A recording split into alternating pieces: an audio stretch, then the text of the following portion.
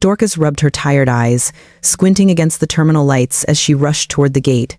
Her sneakers, worn thin from years of ICU shifts, squeaked with every frantic step, a constant reminder of the 16-hour shift she'd just completed. She was supposed to be on a commercial flight to visit her old college roommate, her only break in a year, but exhaustion had blurred the signs. She veered into a hushed area marked Private Aviation Terminal. A smooth-talking handler nodded. "Miss Bellini? Right this way." Dorcas was too tired to argue the name, too desperate to sit down.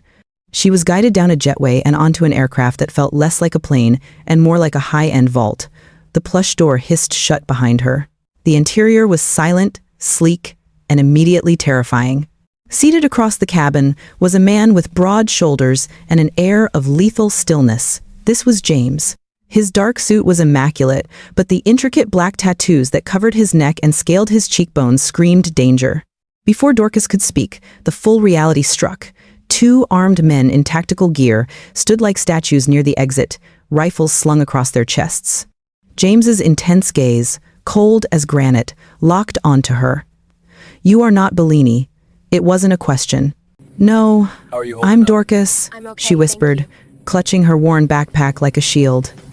"And I got on the wrong plane. I need..." Chapter 1. The jet climbed with frightening speed, pressing Dorcas back into the cream leather seat. Her initial burst of frantic energy had evaporated, replaced by a hollow, terrifying calm. The man, James, watched her with the stillness of a predator that had just caught its prey. He made no move to comfort her, no gesture to soften the reality. He simply waited. Dorcas pushed herself upright. "You have to understand, Mr. James." "James," he corrected, the single word cutting through the cabin noise. "And I understand perfectly. You are tired, you made a mistake, and now you are on my plane. Those are the only facts that matter." He gestured toward the windows, where the lights of the city were already shrinking to a distant, indifferent sprawl. "We are committed. There is no getting off." The two armed guards hadn't moved. They were shadows made of expensive fabric and cold steel, their presence an immediate, paralyzing threat. She swallowed, her throat dry. "I don't care about Paris. I don't care about your companion, Bellini.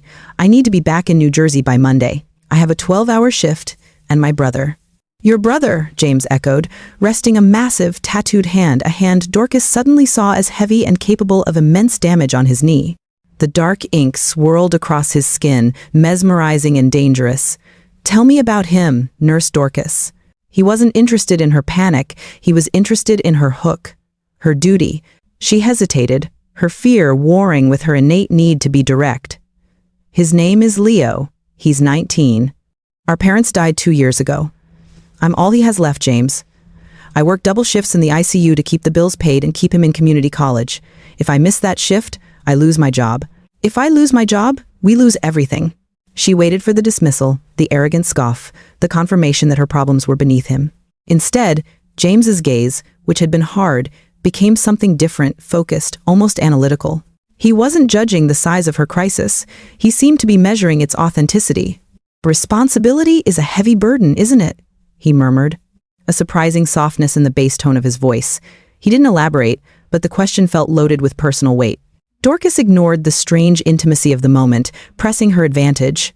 "So, you know I'm not a threat to you. I'm not a competitor or a spy. I'm an inconvenience. Just a civilian who needs to be home. When we land, you can put me on the first commercial flight back, and I will never breathe a word of this. I swear it."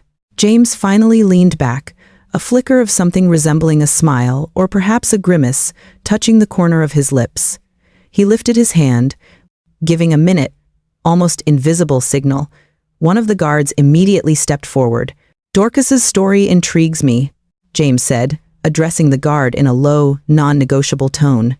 "But her exhaustion is a liability. We cannot have her panicking or drawing attention. Give her something to settle her nerves, and fetch me a whiskey."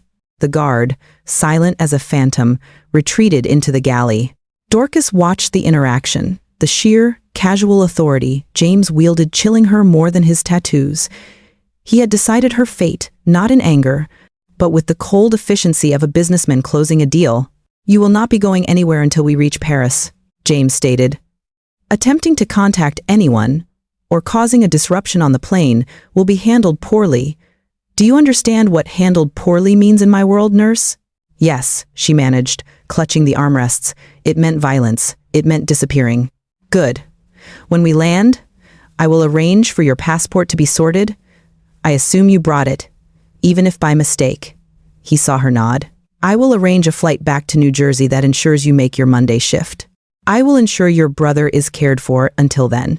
All you have to do is be quiet, be compliant, and be my unintended companion for the next few hours. Can you manage that? It was a terrifying choice, but it was a choice. Nonetheless, her life was on the line, but so was Leo's future. Taking the deal meant her safety. For now. I can manage, Dorcas agreed, the words bitter on her tongue. The guard returned, setting a heavy tumbler of amber liquid next to James and a small glass of clear liquid next to Dorcas. A sedative, James explained, gesturing to her drink. Not strong enough to knock you out, but enough to make you stop shaking. You need to sleep, Dorcas. Your honesty is commendable, but your exhaustion is offensive. He lifted his whiskey glass in a silent, arrogant toast. Dorcas looked at the glass of water. Was it poisoned? Was this the end of the choice? The guard stood motionless, watching. She looked at James, whose expression was unreadable. If he wanted her dead, he wouldn't need a subtle poison on a private jet. He had armed men at his disposal. With a final, desperate thought for Leo, Dorcas picked up the glass and drained it in one gulp. The liquid was cool, metallic, and immediately hit her system with a wave of warmth that softened the edges of her terror.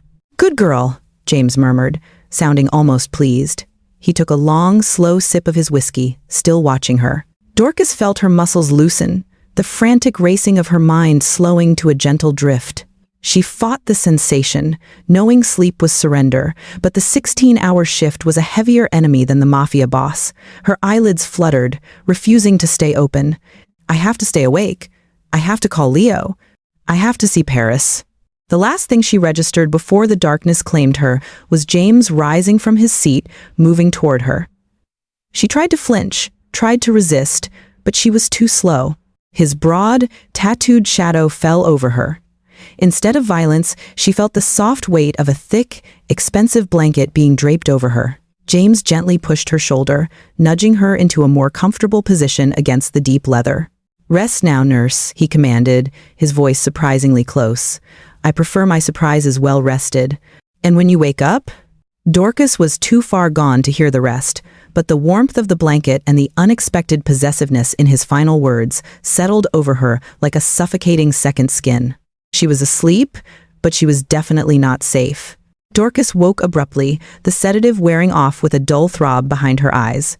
The cabin was dim, illuminated only by the faint light of dawn creeping over the horizon. James was gone from his seat. The thick, expensive blanket still covered her, heavy and oppressive. She looked at her wrist. The simple digital watch read 6:15 a.m. They were close. A subtle shift in the engine pitch signaled their descent. She pushed the blanket away, heart hammering a renewed rhythm of terror and urgency. James reappeared from a forward compartment, having changed into a fresh, equally intimidating dark suit. His tattoos seemed sharper in the morning light. He looked effortlessly powerful. Dorcas looked rumpled, exhausted, and trapped. "Welcome back, nurse," he said, his voice quiet. "I trust you slept well." She ignored the question. "Where is my phone? I need to check on Leo." "Your needs are secondary to my convenience," he replied, dismissive. "I assured you the logistics would be handled. Focus on what is in front of you." A few minutes later, the jet landed with unnerving smoothness. Outside, the morning air was cold and clean, smelling faintly of distant pine and money. They weren't at a standard terminal, but a private hangar protected by high fencing and more men in suits. As Dorcas disembarked, the first view of Paris was a fleeting glimpse of elegant, pale stone buildings and distant gray rooftops, a gilded cage seen through armored glass. They were transferred into a black, armored vehicle that swallowed the morning light. The drive was short and silent, ending not at a hotel, but a sprawling, secluded estate tucked away behind ancient, ivy-covered walls. This wasn't a temporary stop. This was a fortress. The grounds were immaculate, the house an architectural masterpiece, yet every window and every entrance was monitored by cameras and guards. Inside, the opulence was suffocating: marble floors, museum-quality art, and ceilings that soared above her head. She was guided to a suite that was larger than her entire New Jersey apartment. A woman, a somber-faced housekeeper, offered her a selection of silk robes and expensive toiletries. The message was clear: she was now a very precious, carefully watched possession. James left her with one final command: stay here. Do not approach the windows. Do not speak to the staff unless absolutely necessary. You are safe only as long as you follow the rules of my house. I have business to attend to. Your duties begin at noon. As soon as the heavy, carved oak door closed, the walls began to crawl in. Noon was too late. Monday was too late. Leo needed her. The urge to flee, not just strong, but primal, overwhelmed her fear. She walked the perimeter of the vast room, searching. The windows were secured. The main door was certainly locked or guarded. Then she saw it. A small door near the dressing room, likely leading to a linen closet or a secondary servant entrance. She eased the handle down, listening intently. Silence. She pulled the door open. It led to a narrow, dark hallway, cool and smelling of old stone. A service corridor. Freedom was a possibility. Dorcas slipped out, her heart hammering against her ribs like a trapped bird. She moved like a shadow, years of navigating crowded, frantic hospital halls serving her now. She found a service stairwell and descended 2 flights, the quiet hum of the estate's security systems the only sound. She reached the ground floor, which was less decorative and more functional. Ahead, a heavy bolted door, the exterior service exit. Her hands, trained to deliver delicate IVs, fumbled with the complex sliding lock. One twist, just one twist and I can run. She was halfway there, her breath sawing in her chest, when a low, rough voice sliced through the silence directly behind her. Going somewhere? Nurse? Dorcas froze. She hadn't heard him. It was one of James's guards, the large one with the cold, vacant eyes. He was blocking the only way back to the stairs. He hadn't drawn a weapon, but the menace was heavy, palpable. She turned slowly, hands raised in a useless gesture of surrender. I just needed some fresh air, she lied, the words catching in her throat. The guard took a slow, deliberate step closer. Fresh air is not permitted without escort. You were told to stay. Now you will turn around and walk back to your room. His tone was dangerously flat. Dorcas knew she couldn't outrun him, but the taste of freedom was too sweet. She lowered her voice, trying to channel professional calm. I am a guest, not a prisoner. I will go back to the living area, but I am not returning to that room. The guard's face remained blank, but his jaw tightened. He reached out and wrapped his fingers around her wrist, the pressure immediate and crushing. It wasn't a gentle guide, it was a grip designed to break resistance. You don't make decisions here, he snarled, pulling her toward the stairs. You are James's, you belong. A shadow fell over both of them. A deep, cold voice, sharper than any knife, cut the air. Let her go. Dorcas looked up, relief and fresh terror flooding her equally. James stood at the end of the corridor, having appeared from nowhere. His expression was not angry, but utterly, terrifyingly still. He hadn't moved a muscle, but the entire atmosphere of the estate seemed to have coiled and tightened around them. The guard immediately released Dorcas, confusion flickering across his rigid features. James didn't address the guard. His eyes, intense and blazing, were fixed solely on Dorcas. You truly believe you can run from me, Dorcas? You truly believe you can run from me, Dorcas? James's voice was dangerously low, a sound that bypassed her ears and scraped against her nerves. He wasn't yelling, he was disappointed, and that was somehow more terrifying than rage. The guard, rigid and pale, stammered, Sir, she was attempting to compromise security. I was simply... James lifted one tattooed hand, a single, sharp gesture that silenced the man completely. The guard immediately backed away, disappearing around the corner without a word, leaving Dorcas alone with the man who held her fate. The air in the narrow service corridor was thick, humming with unresolved energy. James stepped closer, closing the distance she had desperately tried to create. His shadow enveloped her, smelling faintly of cold cologne and power. Dorcas instinctively braced herself, expecting the crushing grip, the physical reprimand. Instead, he simply reached out and gently lifted her hand, examining the red mark on her wrist where the guard's fingers had dug in. His touch was warm, precise, and utterly unexpected. Did he hurt you? James's eyes, dark and intense, searched hers. Dorcas shook her head, unable to speak. The sudden shift from terror to this strange, solicitous attention was disorienting. She was still terrified, but the genuine concern in the question concern for her, not his property, shattered her composure. James released her wrist. Good. No one touches what is mine. He paused, the possessiveness echoing through the stone hallway. But you defied me. You risked everything. Why? Because I am not yours, Dorcas finally whispered, finding a small pocket of strength. Her exhaustion had turned into righteous anger. I am not your mistake, and I am not your property. I am a nurse. I have a job and a brother who needs me. You promised to arrange my safety, and then you locked me in a cage. I don't break promises.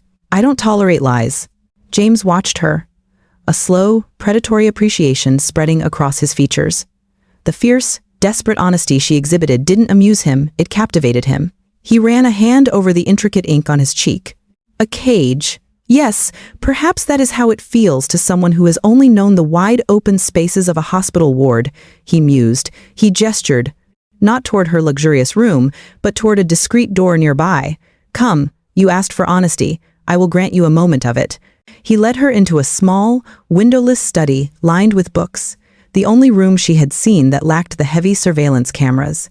It felt like a bunker. He poured 2 glasses of sparkling water and handed one to her.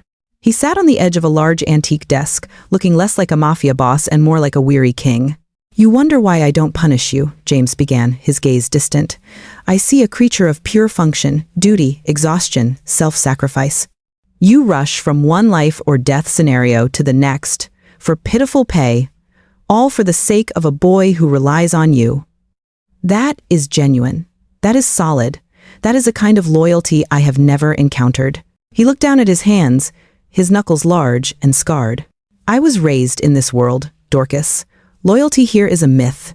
Every smile is a contract. Every kindness is a down payment on a betrayal. I have watched friends, family, women who swore they loved me. All of them eventually took their price. They stole, they lied, they went to the police, or they sold secrets to my enemies. He tapped the side of his head, right on the edge of a tattoo. Trust is a weakness that will get you killed. I learned that very early, watching my own mother take a payoff to look the other way. The confession was raw, stripped of the usual layers of menace. It was the truth of an isolated soul, bitter and profound. I built this fortress, this cage, not just for my enemies, but to keep the lies out, to keep people away from the part of me that is still capable of being hurt, he admitted. But you are a dissonant chord in my perfectly orchestrated symphony of danger. You stand in the middle of this room, demanding a life that revolves around responsibility, and I find myself compelled to listen. He slid off the desk and stood before her, the danger returning, but now laced with a strange, possessive curiosity. You ran not out of malice, but out of necessity. Your duty is stronger than your fear of me, and that is fascinating. Most women I meet are attracted to the danger. You are repulsed by it, yet you held your ground. You demanded I keep my word. So, here is my promise. I will not hurt you. I will not compromise your brother's safety. You will be on a flight back tomorrow morning. He paused, a flicker of true vulnerability in his eyes. But for the rest of today, Dorcas, stop running. I need to understand what honesty looks like. I need to see if it's real. He was giving her a choice, but it wasn't a real choice. She was still in his fortress, under his control. Yet, the brief, raw glimpse into his solitary soul had chipped away at the monster, revealing a scarred man underneath. Dorcas looked at the powerful, heavily guarded man, the mafia boss with the soul of a betrayed child, and felt an unexpected surge of something that wasn't terror, but dangerous, intoxicating compassion. She was playing with fire, but she suddenly realized he was burning, too. The tension in the air was palpable as James guided Dorcas back through the immense Parisian estate, though the possessive hand he kept lightly on her back felt less like restraint and more like a bizarre, protective claim. The brief, raw exchange in the study had changed everything. She was no longer just cargo. She was a dangerous, living truth he was trying to comprehend. When they reached her suite, the change was immediate. The somber housekeeper was standing nervously by the door, and on the vast, silk-covered bed lay evidence of James's attempt to normalize the situation. A towering stack of garment boxes and several luxury shopping bags spilling out silks, cashmeres, and jewelry cases. On the duvet, folded neatly next to a designer purse, was a small, heavy envelope. James released her, his eyes measuring her reaction. "I don't expect the nurse's uniform to suffice for dinner, Dorcas. These are gifts. Compensation for your inconvenience. You may have the staff arrange fittings. The envelope contains enough to cover any lost wages, and then some, for the next 6 months." He was offering a bribe, cloaked in generosity. He was trying to buy her silence, her compliance, and her presence. It was the ultimate transactional gesture from a man who saw the world as a market. Dorcas looked at the shimmering fabric, the gold gleam of a watch peeking out of a box, and the sight solidified the righteous anger that had simmered since her escape attempt. This was his version of healing, a financial poultice over a moral injury. She didn't touch anything. She walked to the center of the room, fixing her tired but defiant gaze on him. "Take it back," she said, her voice steady. James frowned, a subtle pulling of the tattooed skin around his brow. "Excuse me?"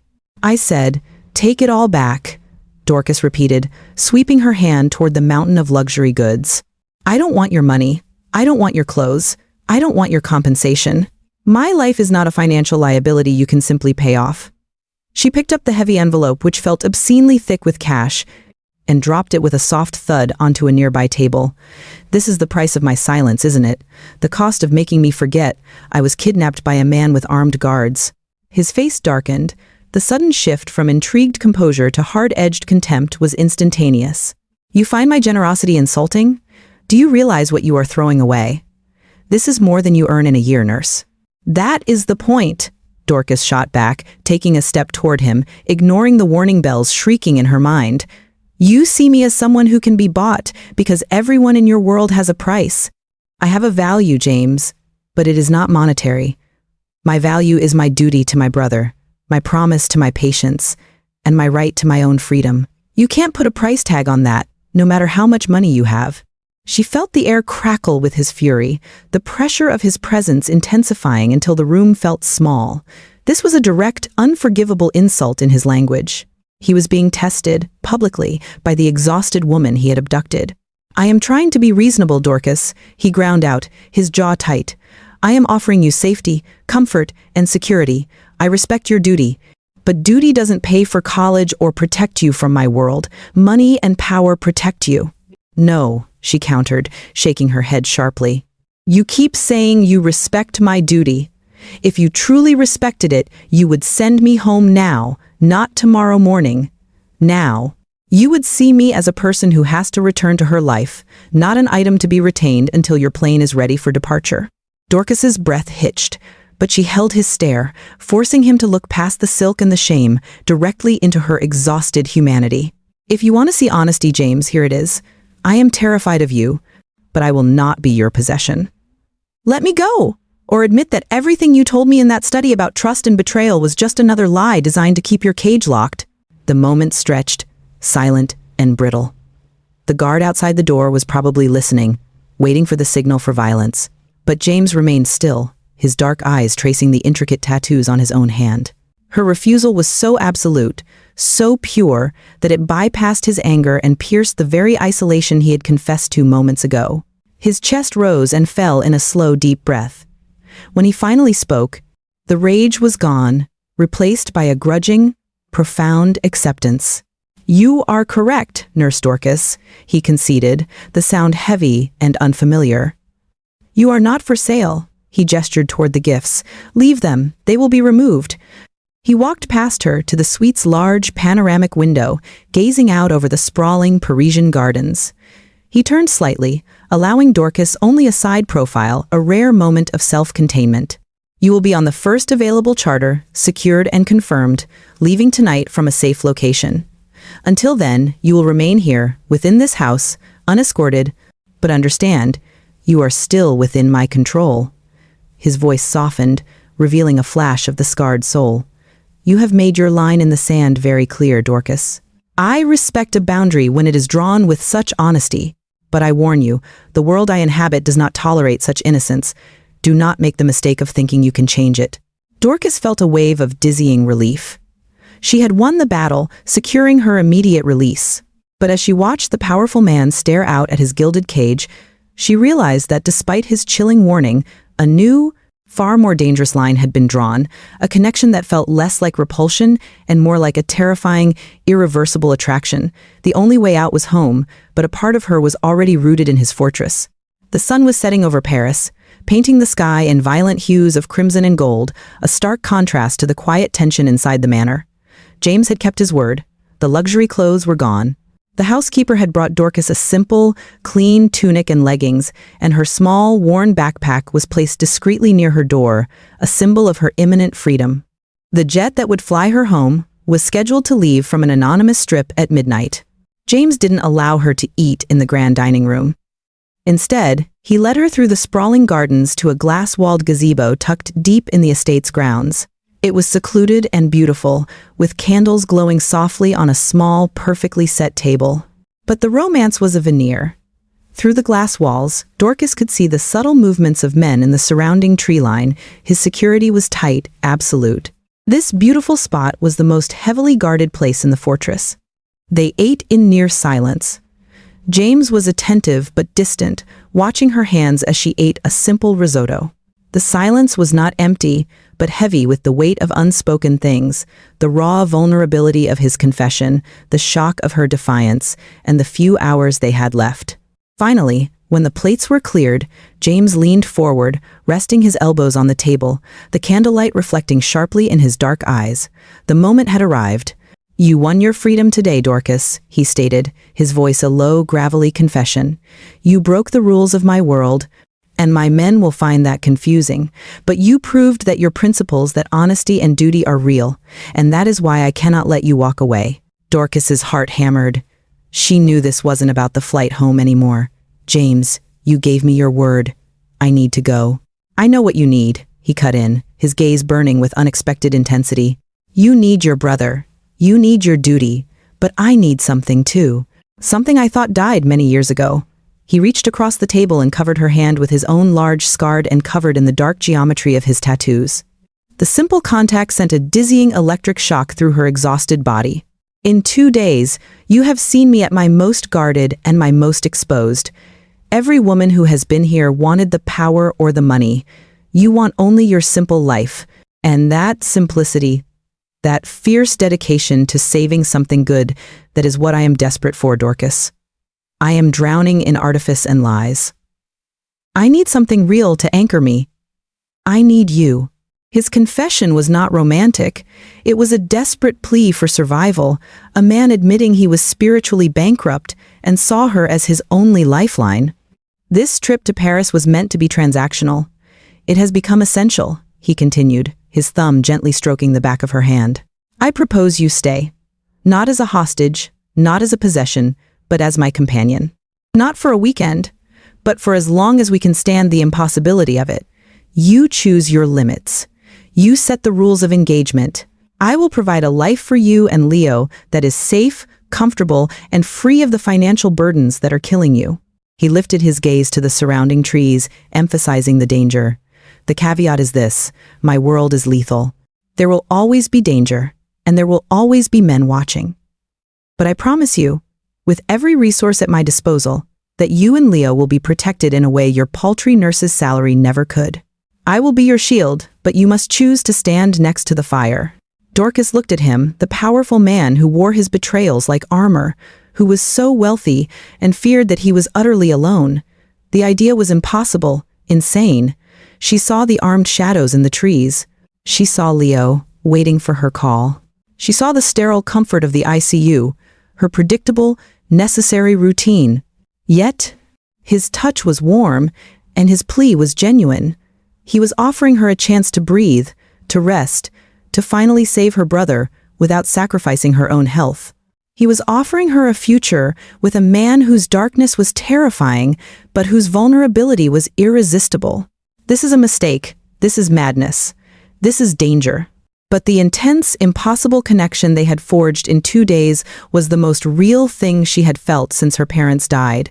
Compassion, duty, and a primal, dangerous attraction warred inside her. Dorcas slowly pulled her hand free from his grasp, but instead of retreating, she reached out and gently laid her fingertips against the cold, scarred skin of his cheek, right where the black tattoo began to swirl. "I won't be bought, James, and I won't be owned," she said, her voice shaking slightly but holding firm. "But you are clearly in pain, and you offered me the truth when I asked for it. I don't know what this is. I don't know if I can live in your fire." She leaned in, close enough to smell the expensive cologne and the scent of gunpowder that seemed to cling to him even here. "But I will try," she finished, the vow a terrifying leap into the unknown. "I will stay for one more day, and if you break your promise, if you lie to me or endanger my brother, I will not only run, I will burn your house down around you." James's reaction was slow, visceral. His eyes closed for a moment, absorbing the acceptance, the impossible victory, and the threat. When he opened them, the darkness was back, but now it was alight with a dangerous, possessive joy. He caught her hand again, this time raising it not to his lips, but to his tattoo. "The impossible choice has been made, Dorcas. Welcome to my world." He pulled her across the table, his kiss sudden, fierce, and entirely overwhelming, sealing the pact not with love, but with pure, possessive danger. The sound of a car speeding down the main drive, slamming its brakes, sliced through the quiet night, and the kiss instantly broke. James's head snapped up, his entire demeanor shifting from lover to predator in a heartbeat. The lights of the gazebo suddenly went out. In the darkness, the armed men in the trees moved, their silhouettes freezing instantly. A guard's voice, tight with panic, broke the silence. "Sir, we have a problem. An unauthorized vehicle has breached the perimeter." The guard's panicked voice echoed through the darkened gazebo, ripping through the moment of their terrifying kiss. James was instantly on his feet, his body moving with the coiled speed of a striking viper. He didn't look at Dorcas. His world had instantly narrowed to the threat outside the glass. "Stay down," he commanded, his voice a low, lethal snarl. He shoved the small table aside, pulling Dorcas with him and driving them both to the marble floor behind a heavy stone balustrade. The darkness, which moments ago had been intimate, was now a blanket of terror. A flurry of footsteps and urgent, clipped French shattered the quiet. James pulled a silenced weapon from the back of his waistband. Dorcas had never seen a gun outside of television. The cold steel felt impossibly real, impossibly close. He glanced at her, his eyes blazing, a predatory intensity in his focus that made him look like a stranger. "Do you see now, nurse? This is the fire." He didn't wait for her answer. He whispered rapid commands into a small earpiece hidden beneath his hair. Almost immediately, the sounds outside changed. The hurried steps became controlled movements, the initial panic replaced by the sharp, metallic sounds of efficiency weapons being drawn, positions being taken. A tense minute passed. Then, the voice of the head of security, tight but controlled, spoke into James's earpiece. James listened, his expression never changing, the muzzle of the gun pointed toward the breach. Finally, he lowered the weapon and tucked it away. He looked exhausted, but his anger was focused elsewhere. "False alarm," he announced, pulling himself to his feet. It was a local competitor attempting a clumsy intimidation tactic, a message left on a burning car at the service entrance. "Amateur hour." He offered Dorcas his hand, the gesture a strange blend of dominance and reassurance. Dorcas took it, rising slowly. Her legs were shaking, not just from fear, but from the sudden, stark realization of what she had chosen. The car speeding down the drive wasn't a plot device, it was the reality of her life now. James led her out of the gazebo and back toward the manor. The romantic interlude was over. "That is the first lesson, Dorcas," he said. The softness from his proposal replaced by the cold, hard logic of his profession. "Every moment is a risk. Every time I am forced to move, you will be in danger. If you choose to stay, my first and only rule is total compliance. When I say jump, you don't ask why, you ask how high."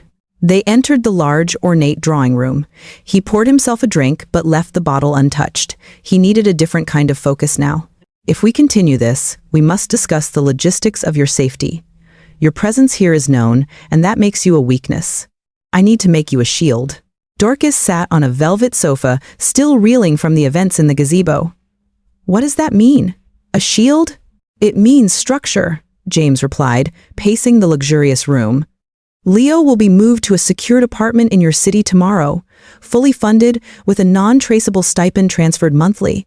He will be told you are working a lucrative, long-term assignment overseas. He cannot know the truth for his safety and ours. Dorcas felt a stab of guilt. I can't lie to him for months. You will lie to him, or I will not let you see him again, James stated flatly. The moment he knows who I am, he becomes leverage. Your contact with him will be strictly monitored, secure lines only. No visits to the apartment by you, only by me or my appointed representative. I need to know he is safe. He moved closer, the darkness of his intentions suddenly palpable. And you, Dorcas, you will not work. You will not return to New Jersey. You will not leave my properties unescorted. You will have a new identity, new accounts, new life. Your life will be entirely structured around my schedule and my security needs. You will be controlling your movements, your communication, and your financial freedom. Do you understand? My control must be absolute for your protection. It wasn't a vow of love. It was a unilateral declaration of ownership, a list of chains disguised as safety. But she had made her choice in the gazebo, based on his need and her compassion. She saw the paradox. The only way to be free from her financial prison was to accept his gilded one. I understand the rules, Dorcas said, her voice barely a whisper. But I need one thing, James. I need a sign that this isn't just about ownership. I need to know you see me as more than just an anchor for your loneliness. He watched her, the intensity of his gaze softening as he registered the quiet plea beneath the demand. He walked toward her, slowly, deliberately. He set his drink down and knelt before the sofa, bringing his head level with hers. It was an act of profound, unnatural deference for a man like him. I see you, Dorcas. I see the woman who stood against me and won, he confessed, his voice rough.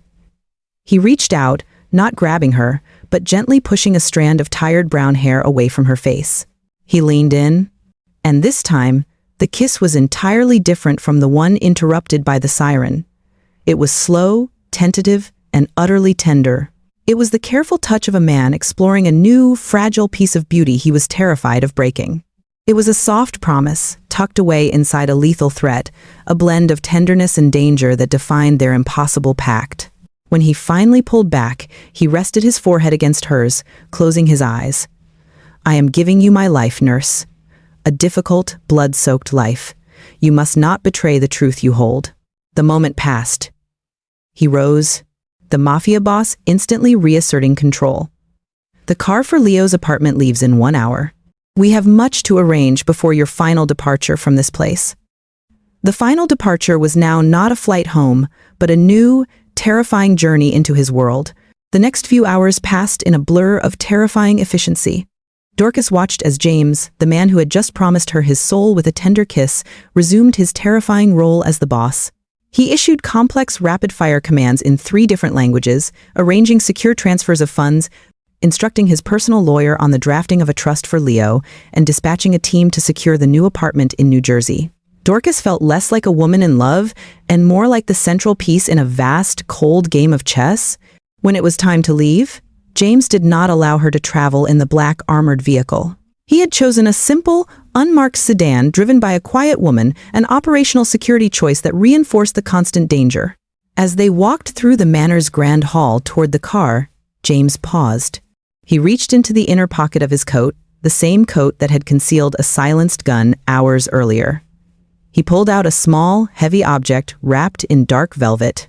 A final agreement, he murmured. Not a bribe, but a tool. Dorcas unwrapped it. It wasn't jewelry. It was a small, exquisitely machined silver compass, simple and antique-looking, with a single dark rose engraved on its case. It is antique, but the interior is modern, James explained, his voice low. It is non-traceable and secured. It will never make a sound, and it contains only one number, mine. If you open it, and the needle points due north, I am safe and near. If it spins, I am in danger, or you are. Do not use it for anything else. Do not show it to anyone. It was the most beautiful, terrifying gift she had ever received, a physical tether to his dark, dangerous life, a subtle, non-traceable link that cemented her dependence on him.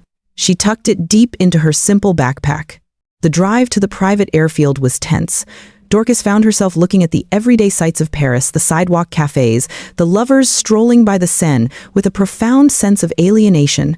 That world was gone, replaced by the shadows of a fortress and the promise of a life lived under armed protection. They arrived at the perimeter of the airfield, not at a terminal, but next to a sleek, waiting Learjet.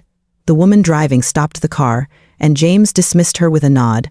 He and Dorcas were alone for the first time since their terrifying introduction. James opened the car door for her, but didn't immediately move to the plane. He turned, placing his hands on her shoulders, the weight of his touch, both crushing and grounding. The floodlights of the airfield cast his tattooed features in harsh relief, accentuating his dangerous beauty.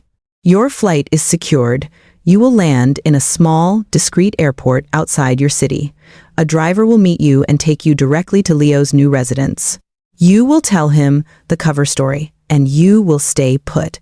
Dorcas looked up at him, her eyes searching his for any flicker of regret, any sign that he might release her from this impossible choice.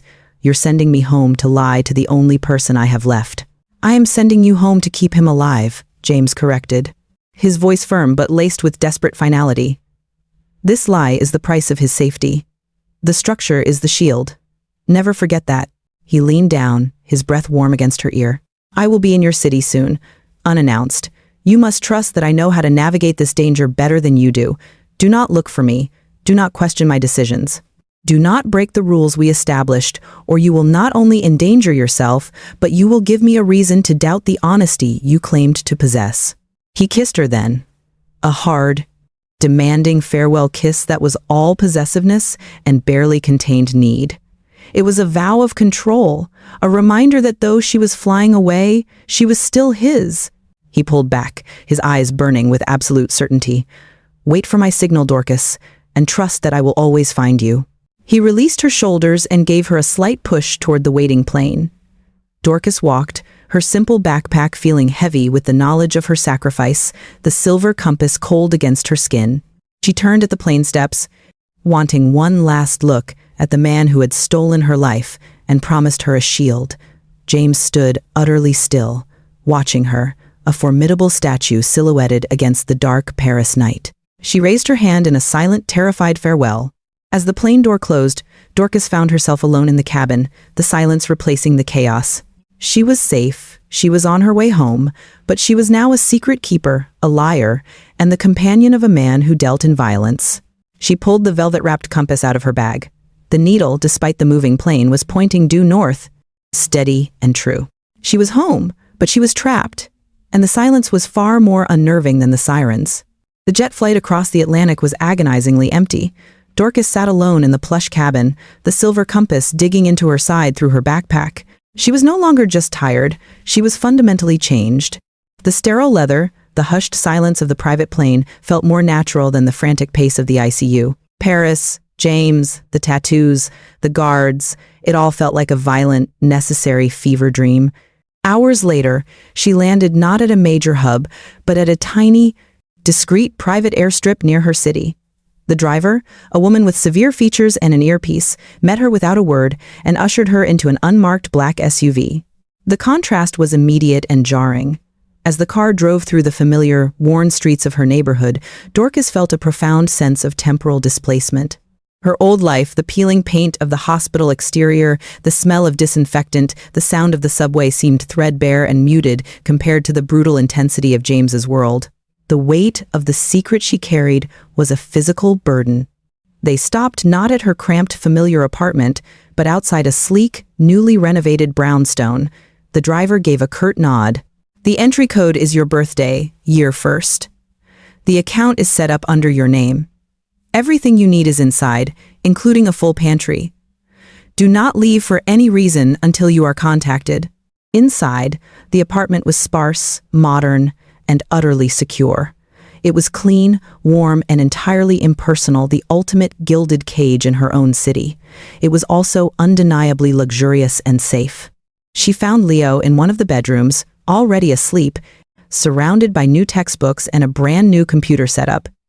He looked peaceful, and Dorcas felt a wave of relief and crushing guilt. She sat on the edge of the new bed, watching him. This safety, this quiet luxury, was bought with a lie. When Leo woke an hour later, Dorcas plastered on her exhausted nurse smile. She spun the cover story quickly, keeping the facts minimal and rehearsed. "I'm so sorry, Leo. I messed up my vacation. Instead of Atlantic City, I got an emergency call from a wealthy private client, a huge medical consulting gig in Europe. It was crazy money, a long-term contract. It means no more double shifts, and you get this place. It's what Mom and Dad would have wanted." Leo, blinking against the shock of the new surroundings, was immediately ecstatic and suspicious. "But you hate private consulting. And what about your ICU job?" "I took a sabbatical." She lied easily, the words tasting like ash. "This is a chance for us, Leo. A fresh start, no worries about money, just focus on your studies." He was skeptical, but ultimately overwhelmed by the sudden, overwhelming comfort. Dorcas made him a meal in the state-of-the-art kitchen, but the food tasted like cardboard. She was home, but she was a visitor in her own life, constantly haunted by the memory of the tattooed man's possessive touch and the scent of gunpowder. Days passed in a state of suspended animation. Dorcas lived in the high-security brownstone, waiting, watching. She didn't dare turn on her old phone or leave the house. Every time a car slowed outside, she froze. The silence was loud, a constant reminder that she was under surveillance, protected, and owned. Then, on the third day, she was washing dishes when she heard a sound that shouldn't exist in her clean, sterile kitchen. It was a simple, musical chime. She followed the sound to the windowsill. Sitting on the pane, a common, humble sparrow chirped brightly. She stared at it, confused. Sparrows didn't typically perch on windowsills in the city. Then she noticed it wasn't chirping. The sound was coming from a small, elegantly carved wooden box nestled next to the bird feeder. The box was not hers. Dorcas approached the window cautiously. The sparrow hopped away. The box was sealed with dark wax and bore a single impression, the dark rose engraved on her silver compass. It was an untraceable, non-digital, and deeply personal signal. She opened the lid, her fingers trembling. Inside, tucked beneath a layer of soft, dark velvet, was not money, not a jewel, but a single, folded note written on thin, expensive parchment. The note contained only 3 words, penned in a masculine, sharp script. "North is near." Dorcas slammed the lid shut, her heart leaping into her throat. He was here, he was watching. He had breached her privacy and confirmed that his protective and dangerous eye was already on her. The silence of her safe house was an illusion. The risk had followed her home, and the game had officially begun. The 3 words "North is near" had detonated a silence far louder than any bomb. Dorcas secured the small wooden box, hiding it inside a false bottom in her backpack, the one thing James had allowed her to keep. The fear of his surveillance had been a theory. Now it was absolute fact. He wasn't just protecting her, he was here. The rest of the day was an agony of anticipation. Dorcas moved through the apartment like a ghost, unable to focus on Leo's enthusiastic descriptions of his new computer programming assignment. She stared out of the secure, triple-glazed windows, watching the brownstone-lined street. Every passing delivery truck, every local walker, every idling car was a potential source of danger, or James. She knew his style of arrival wouldn't be dramatic. He wouldn't arrive in the armored tank that had brought her to Paris. He was here to meet her on her ground, or at least the secured ground he had purchased for her. The sun dipped low, turning the brick facades golden. Leo was in his room, headphones on, deep in his work. Dorcas was making herself a cup of tea, the silver compass clutched in her pocket, when the chime of the door intercom startled her. She froze. She hadn't ordered anything. No one knew this address except his people. She answered, her voice tight. "Yes?" "Delivery for Morris," a deep voice replied, flat and entirely unfamiliar. Dorcas glanced at the security monitor mounted on the wall. Outside, standing on her stoop, was a man in dark, well-fitted but plain clothes. No tattoos were visible on his hands or neck. He held a simple brown grocery bag. Behind him, parked casually across the street, was a dark gray sedan, the kind of unremarkable car that disappears on city streets. Then the man on the stoop lifted his head.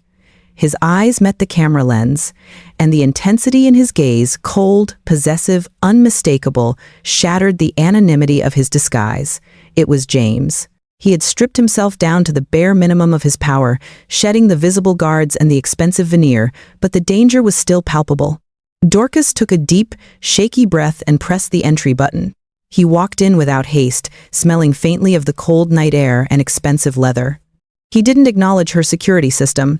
He simply closed the heavy door behind him, turning her safe house back into a gilded cage. "North is near," he confirmed, setting the grocery bag on the kitchen island.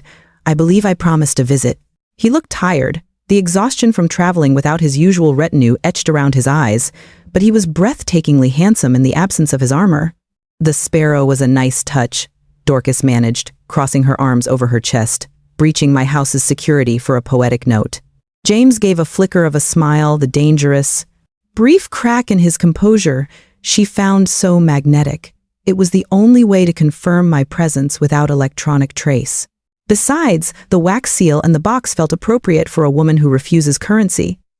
He opened the bag, pulling out simple, familiar items. "I brought comfort food. I believe you prefer the cheap box wine and the frozen pizza you used to buy, not the Bordeaux I stock." He was observing her, studying her simple preferences, trying to integrate her life, not destroy it. "Leo is in his room," Dorcas warned, keeping her voice low. "If you so much as acknowledge his existence, or frighten him, our arrangement is over." "The boy is safe," James promised, his eyes serious. "My protection extends to all within this house. I am here for you, Dorcas. Not for my business." He moved closer, the intensity in his gaze stripping away the last of her self-control. "This is my attempt at normal. I shed the guards, I drove the anonymous car, and I bought the pizza. I am trying to fit my dangerous world around your simple one. Does it work?" Dorcas looked at the man. The tattooed face, the latent violence in his stance, the millions of dollars currently backing her brother's college fund, and the casual security detail likely scanning the street from the gray sedan. It was the most insane, fragile facsimile of a date she could imagine. "No," she said honestly, the word soft. "It doesn't work, it's terrifying, but it's you." He stepped in, closing the distance, and framed her face with his large, warm hands. "Then, let us make a new normal, Dorcas. A dangerous commitment." "What did you have in mind for this normal date, James?" she whispered, leaning into his touch, utterly surrendered to the peril of the moment. He kissed her, a deep, possessive kiss that held the lingering scent of Paris and the promise of a shielded future. He pulled back, his eyes alight with a dangerous, triumphant fire. "We will order the pizza, and you will teach me how to drink the cheap box wine. And tomorrow night," he said, his voice dropping to a gravelly, irresistible promise, "you and I will go to a tiny, crowded, anonymous dive bar, and you will pretend for 1 hour that I am not the most dangerous man in this city. You will give me 1 hour of your old life, and I will be your shield the entire time." Dorcas felt a surge of terrifying, exhilarating hope. He wasn't demanding she conform. He was asking for permission to enter her world, 1 hour at a time, protecting her from the shadows he cast. It was the ultimate, impossible concession. 1 hour, she agreed, her voice thick with commitment. "And if anyone looks at me the wrong way, you let me handle it." James's eyes crinkled with genuine, grudging amusement, a look more dangerous than any threat. "Understood, nurse. You handle the healing, I handle the threat." The simple, normal date was the ultimate act of defiance against his entire criminal empire. The commitment was dangerous, fragile, and absolutely real. Thank you for watching to the end. I believe you enjoyed it. We have a lot of other interesting stories like this lined up for you already, so click the image showing on your screen to watch the next. Don't forget to subscribe.